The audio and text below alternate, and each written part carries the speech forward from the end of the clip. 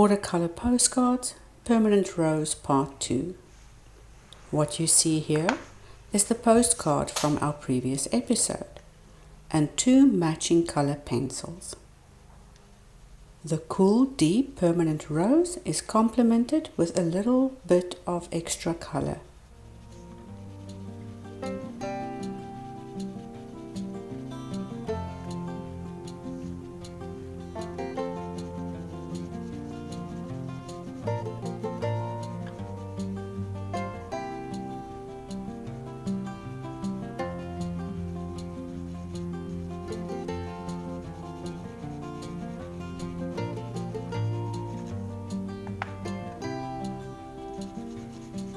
The shadows under the tree line is also enhanced with some dark blue.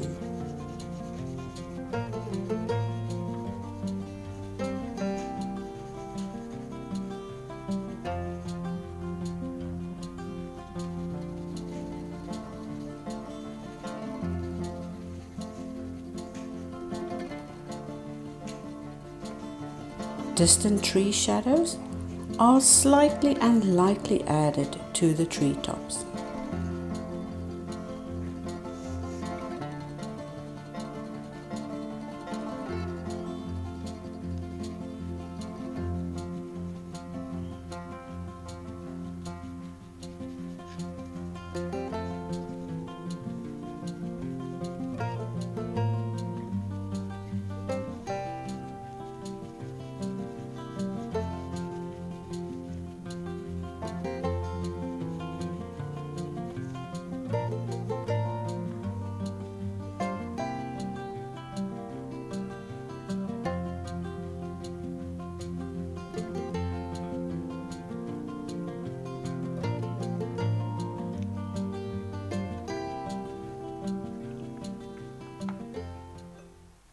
With the blue I already had on my palette, I'm adding a sky backdrop.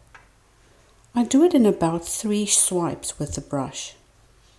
The big secret here is to get in, get out and leave it all alone. The paint will do what it needs to do and we'll see the end result and can adjust it later, but for now I don't want us to fiddle with that.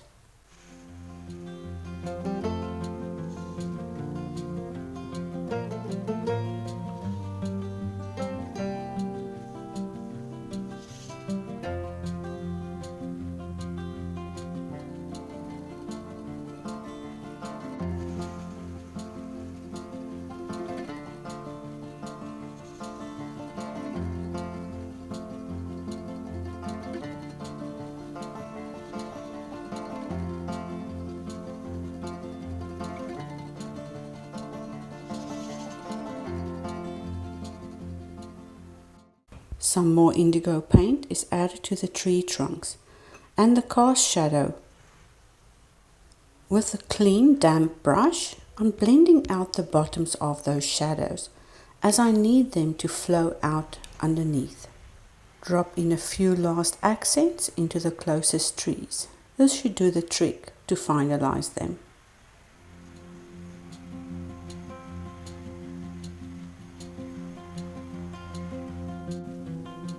A light application of diluted color is also added to the distant trees.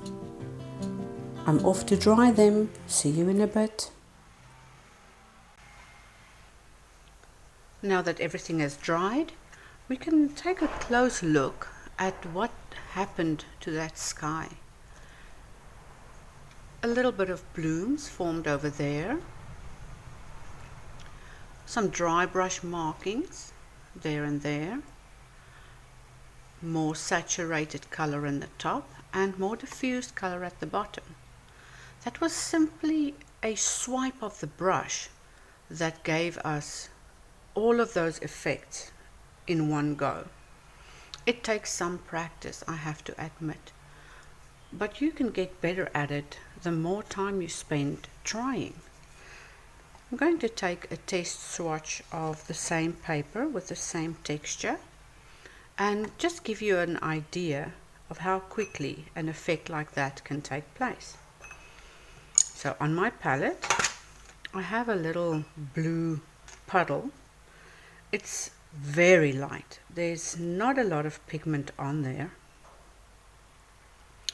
And I have a fully loaded brush, so it's filled with water and that toned down mix there. And starting on one side, I'm just filling in the sky and rolling my brush at the same time. When you have large splotches of color like that, you can just thin it down with a plain wet brush that has no color in it and leave it to dry. You want that complete organic look. While it's wet, you can play with it a little bit by adding a few bits of color, but don't fiddle. We're going to let this one dry as well, and over the drying process it will still move and develop. The secret here is to use plenty of water and not to fiddle with your first initial application. Now that it's dried, you can see various effects. Hard edge over there, soft edge here, a bit of saturation, and on this side a bloom.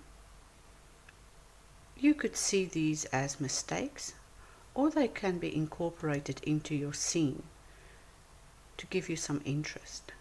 Whichever way you want to look at it, watercolor is a wonderful medium to use for special effects.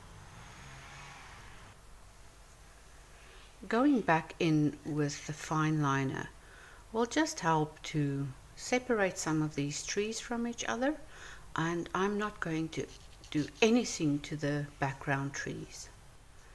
Let's just add a few lines on this side.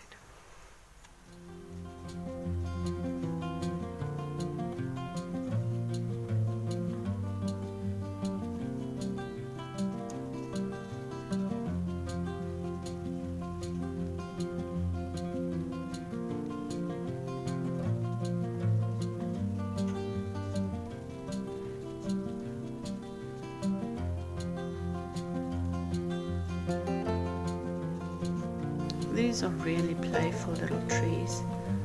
Just a few hatching lines and the effect is already three-dimensional. Well, I'm going to sign this one and see you in the next video.